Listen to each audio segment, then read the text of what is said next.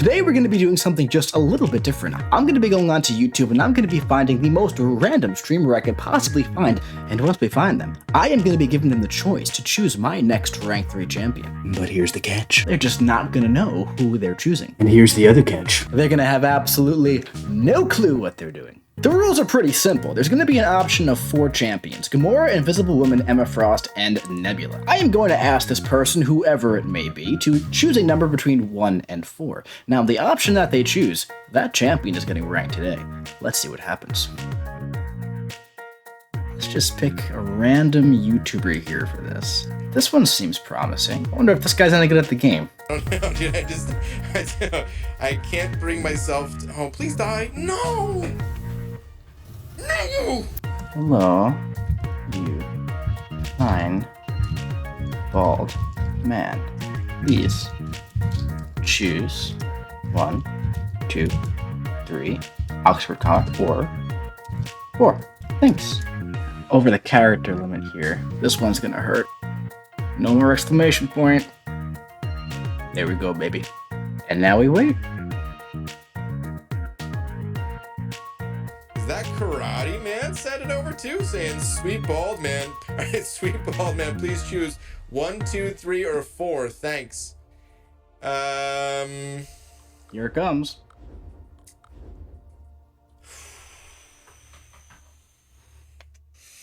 He's thinking so hard. It's so simple. I feel like Karate Man's trying to mind game me here.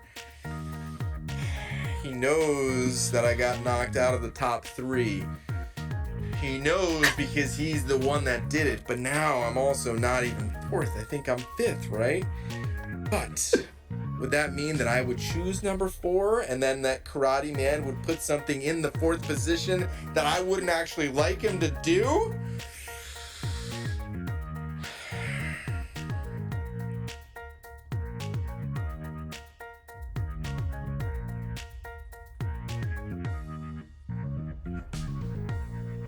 Two, Karate Man. I'm going to. Thanks, Brian. We got the catalyst ready. We got the ISO stash ready. And it's time for Mrs. Sue Storm to be joining the squad up at rank 3. And there we go. Brian, thank you, buddy. All right. Honestly, guys, this is the one I was hoping for the most. All 4 of those champions are champions I would love to get up at rank 3 sometime in the near future, but you guys know me. I just got something with the Fantastic Four. My logo is literally Mr. Fantastic and Invisible Woman, so I feel like, you know, this kind of needed to happen. I feel like this is an underrated champion in the game, in my opinion. I feel like at rank 3, she's going to do some really cool things. I now have Torch, Mr. Fantastic, and Invisible Woman up at rank 3. Thing is rank 2. He's going to rank 3 eventually as well. We got Dr. Doom up at rank 4. We got the entire squad up at rank 3 and above once we get Thing up there. But I duped her during spring cleaning from the featured crystals. I opened 3 of them. They were pretty poop aside from this one. And even, you know, most people would get Invisible Woman duped the first time duped and be like, that's a bad pull. But personally, I was super excited. I knew she was going to rank 3 eventually. I didn't know how soon it was going to be, but we got her up at rank 3. And honestly, I have always loved this champion. Always. I've always had such an incredibly large soft spot for her. And now she's up at rank 3, where she'll probably stay for the rest of time, unless rank 4 has become super popular sometime in the future, which I don't see that happening anytime soon. So, Invisible Woman is now at rank 3, along with the rest of her family. And Thing, but he'll get up there eventually. So, let's have a little bit of gameplay now, shall we? Oh man, well that's what happens when I get video ideas at 2 o'clock in the morning. So this Synergy team right here is obviously really good for many reasons that we've covered in the past. I feel like it's just obvious and accepted at this point. Now, let's go over specifically what makes this good for Sue Storm here. This one is nice, all right? So, invisibility only has a 15% chance to unpause during a well-timed block. That means that you can parry, and there is an 85% chance that all of your fragility buffs, they are not going to go away, which is the most frustrating thing about Invisible Woman, that if you take a blocked hit, you pretty much have to start over. Also, when the opponent activates a special attack, if the force field is active, it gains 10% strength for each bar of power spent. That's also very nice for building up to a beefy special 2. But today we're going to talk about a synergy that is very, very, very good for Invisible Woman. Really good, in fact. And it's with Psycho Man, unfortunately, who is kind of useless, but it's Malice. While invisible, all attacks have a 25% chance to place a fragility debuff on the opponent. That is so good for her. I want to talk about a couple other synergy teams members that could also be very good for her as well. Dragon Man on the team.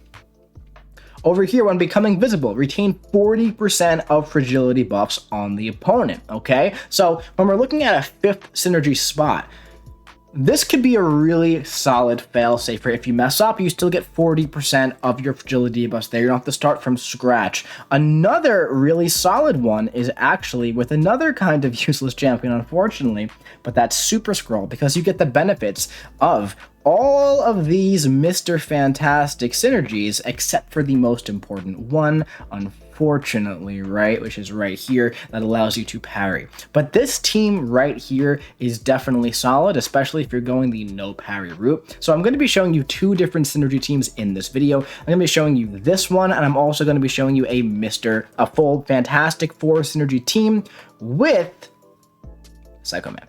Now, to be entirely honest with you, the only major difference between these 2 synergy teams is which safety net you want. Do you want to be able to parry, which is nice, or do you want to be able to mess up and retain 40% of your fragility debuffs, okay? Now, the only really, really important synergy here is the Psycho Man one, because what the Psycho Man synergy is going to allow us to do is place these fragility debuffs on the defender while we're invisible just by hitting them, so we don't have to dex, right, to gain fragility. The way that Invisible Woman works, you'll see right here, okay? When we dex his special 1 or his medium attacks here, we're going to be putting fragile debuffs on the defender. Now, these can stack up to 50, but as you can see, when we're hitting him, we have a 25% chance to place a fragility debuff, okay? Now, Invisible Woman has very, very, very high damage burst potential. So what we're going to do in this video right here is we are going to build up to 50 of our fragile debuffs, and then once we get to 50 of them, we are going to use a special 2, and the force field is going to be quite big because we're going to be going for a special 3 and a special 1, and we're going to be adding to that force field. The special 2 is going to give us a big, beefy Passive Fury, and we're going to be throwing a 330k special 2, okay? Now, more often than not, you do not need to build this high. We're just about to reach her, like, minimum maximum, if that makes sense, because we're going to throw the special 2 right when we get to 50 of our fragile debuffs. Now, of course, we can keep building our force field higher, and the Fury is going to go higher, right? But as soon as we get to 50, we are popping that bad boy. That's what we're doing here, okay? So even right now, look at all of that extra burst damage just with 36 of these things, and the Psycho Man synergy is really helping build them up as well, right? Now, if you're comfortable intercepting, you are really going to enjoy playing with Invisible Woman. Personally, I enjoy her quite a bit. I always have, okay? So we're about to get to our 50 fragile debuffs. We're at 45 here, 46, 47. And now let's watch the special 2. Let's look at that. So 2 hits. First hit, 42k crit, 85k burst damage. The next hit, 66k crit, 133k burst damage. That's really good. That's really good. Now, after this, your fragile debuffs do not get consumed. You will continue doing damage, and in fact, you will start doing some really solid burst damage. In fact, let me show it to you. Same team, same setup. Obviously, 50 fragile debuffs was a bit excessive. So let's just go for 41 here, okay? We have a nice beefy Passive Fury. Let's check out the damage here.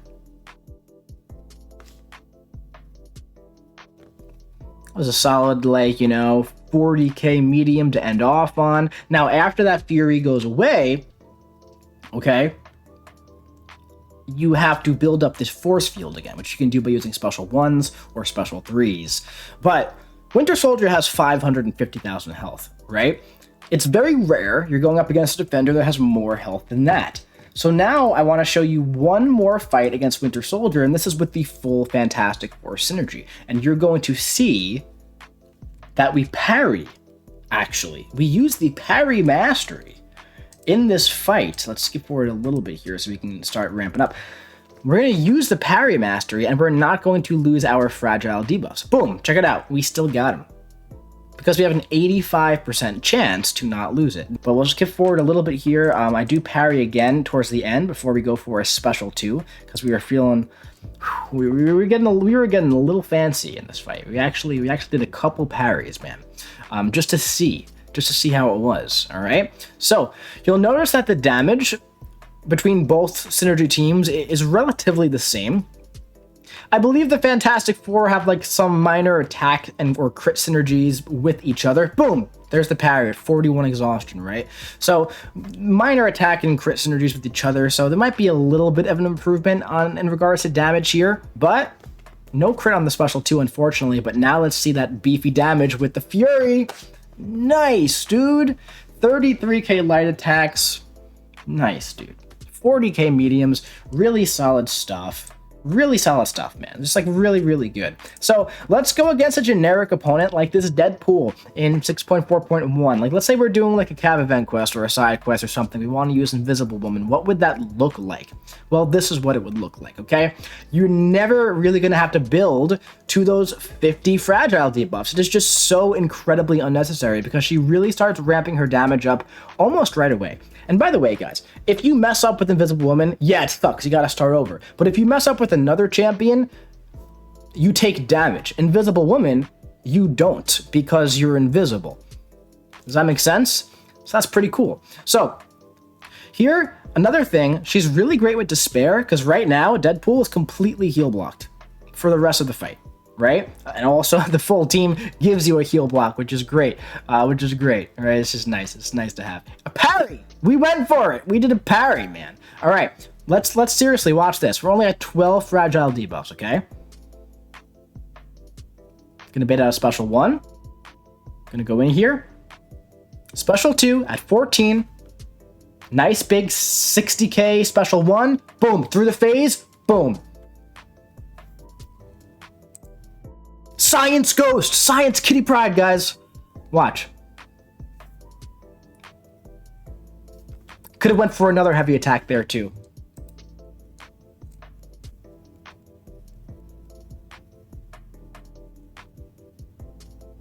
Boom. 60k, special 2. Boom. It's a 60-second fight. It's really good. It's really good, man.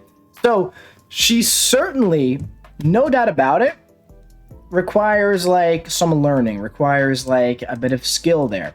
Let's look at Star-Lord. Let's just see what happens, man. We'll skip the ramp up. You know, we'll skip the ramp. We've seen it a few times now. We're doing special 1s to ramp up here and just like keeping him going with the power. But this guy has a lot of health, right? I won't show you the whole fight, but I want to show you this after we go for the special 2 where it won't kill him, right? 50 fragile debuffs, boom, special 2. Nice damage cap, of course. Nice. And now, big damage, man. This is big damage over here. Right? After this, the Fury is gone. Our fragile debuff stays. We're going to start building up our force field once more. All right?